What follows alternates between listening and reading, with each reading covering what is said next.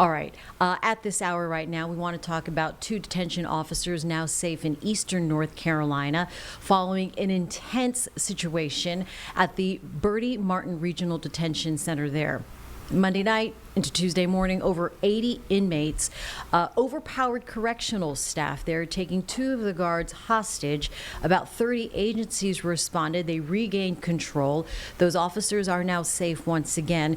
But we want to break down what happened and what this means as we look from the outside in here in Mecklenburg County. Mecklenburg County Sheriff Garry McFadden joining us here in studio this morning. Good morning, Sheriff. Thanks for joining us. Good morning. I know you're busy. We want to talk about a lot of things right now, but I want to start with this situation because it made headline news across the country. How did this happen? Well, we are in a very unique environment inside detention centers and jails. If you think about Bertie County, Martin County, I know the sheriff very well. Sheriff Ruffin is a great guy, but you have to understand that we are in these pods of cells, sometimes just one person, and surrounded by 30 or 40 people. In his case, it's a small jail or detention center. About 88 people are housed there. But you have to understand, when our detention officers are in these situations and trying to, control the atmosphere in the jail, they can be overpowered. And we also teach our deputies, if that happens, what help you need. My deputies have what they call a man-down button, and if that button is pushed, we have call all available. So people say, well, how could this happen? How can this happen? And of course, everybody's going to Monday morning quarterback what could have, should have happened. Unless you're in that environment, you will not know. I know I'm in uniform because I'm inside my detention center daily now, and I watched one of my staff members was talking to our resident classified as inmates by some, and they want to talk, and they are actually standing around her. And so we asked them to move back. So we can say that what you should have done, just like you should have punt or kicked on Sunday, just be careful if you really don't know. But it's a very unfortunate situation.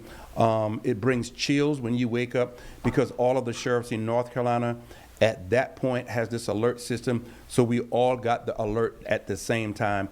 And I can tell you, it's not a good feeling. Yeah, I mean, staffing often at the center of these kinds of incidents. Do you see this as a symptom statewide or countrywide, the staffing crisis? It is absolutely statewide, and I can tell you some parts of the country are still suffering. No matter what anybody would say on what hill or in what office, staffing is a problem.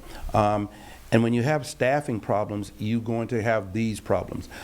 We cannot send about 100 people to North Carolina Department of Corrections, now referred as a Department of Adult Corrections. We can't send them. Why? They have staffing problems or bed problems. So that is a conversation that we need to have together across the state and across the nation.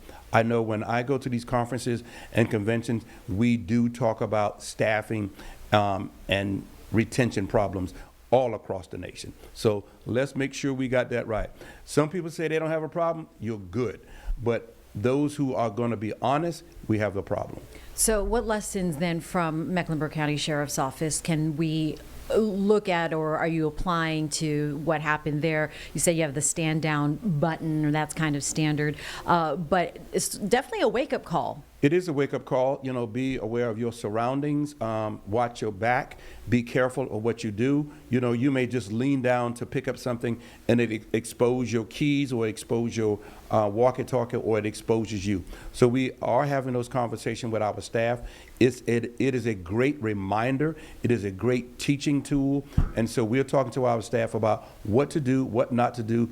But if you are in that situation, what you should do, and help will be coming. I know we are making different efforts at the detention center. We're putting more people on the cameras, watching more areas of the facility. I just had that conversation with my staff last week, and we even beefed that up, of having more eyes on the cameras, watching our staff throughout the buildings. Okay, so let's go ahead and take a status check then of the detention center here in Mecklenburg County when it comes to population as well as staffing. Population, 2,100. Capacity of the detention center, I love to say that number, 1,791.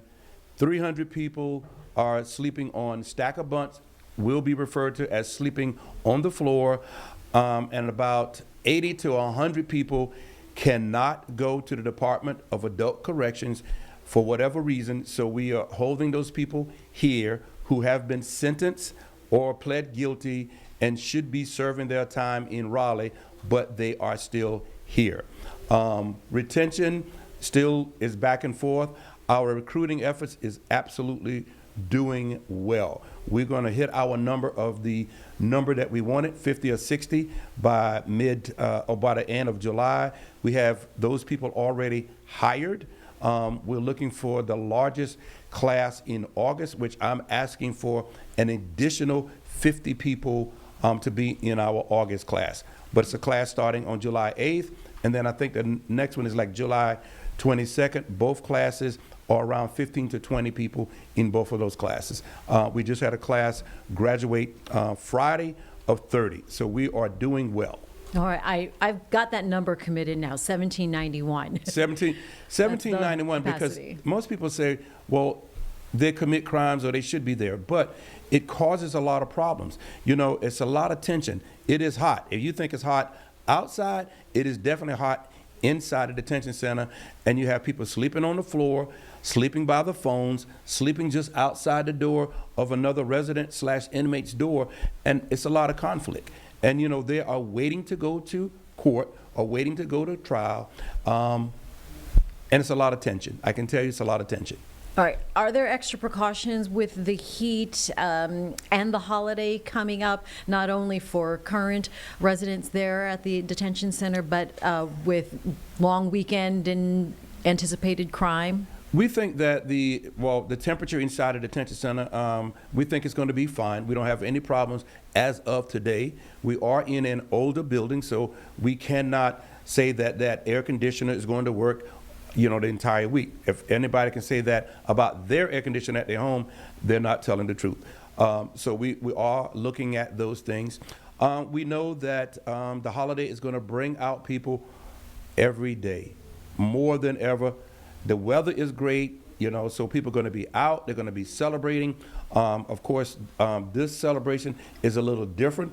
It's the 250th anniversary of our country. And so we think there's going to be a lot of people celebrating, drinking, hopefully not driving, but it's going to be a lot of celebration. Let me just say that. I don't want to jinx it, but it's going to be a lot of celebration.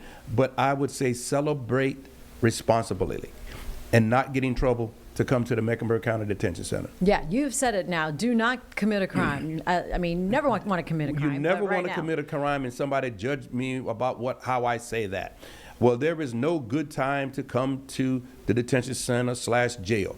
But knowing if you come now, you will not have the accommodations that you probably are accustomed to.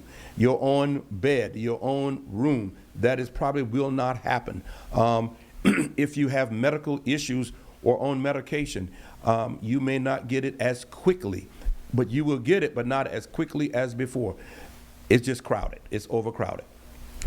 Okay, and as long as you're filling the pipeline for staffing, I mean, how do we release some of the pressure then that's building in the detention center? We believe that hopefully August, September, because we have to rely on contractors and other people to allow us to move inside to the jail north or the North Detention Center.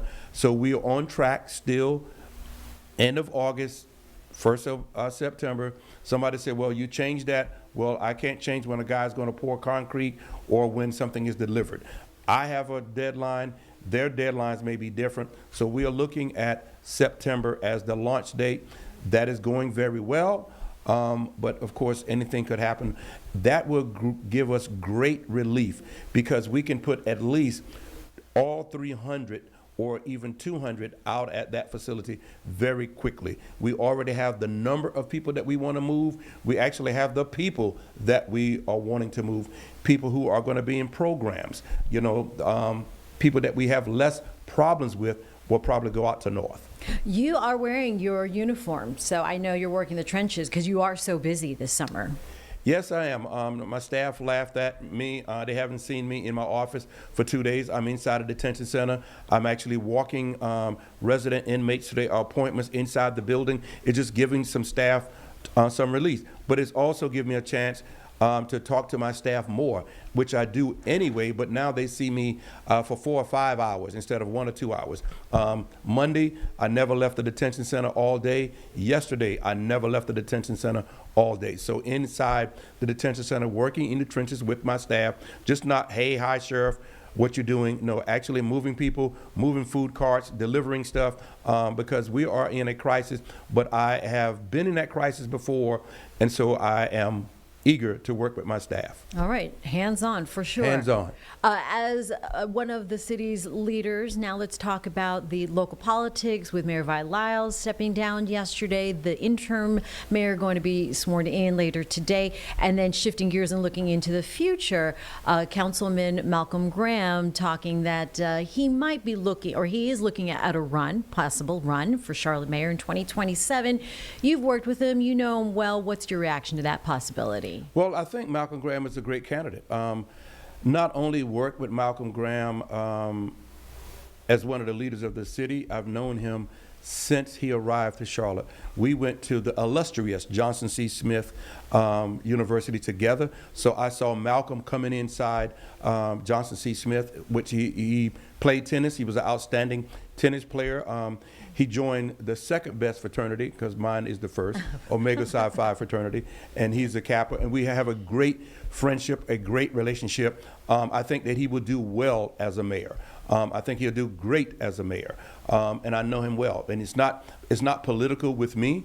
It is somebody that I've known, I've seen grown, who has been consistent in having conversations with me. And I know people say, why? Because I think it's vital for you to have conversations with your city leaders, no matter if you're on the city side or the county side. Have that conversation, and just not that high. We had a conversation inside of an event where we all, just eating and having fun. No, have that conversation from a phone call and said, Sheriff, what if?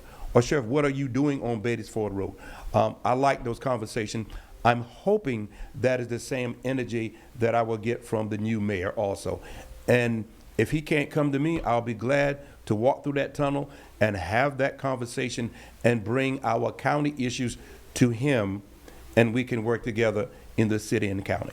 All right, yes, we look forward to any future talks and what comes of those conversations as well.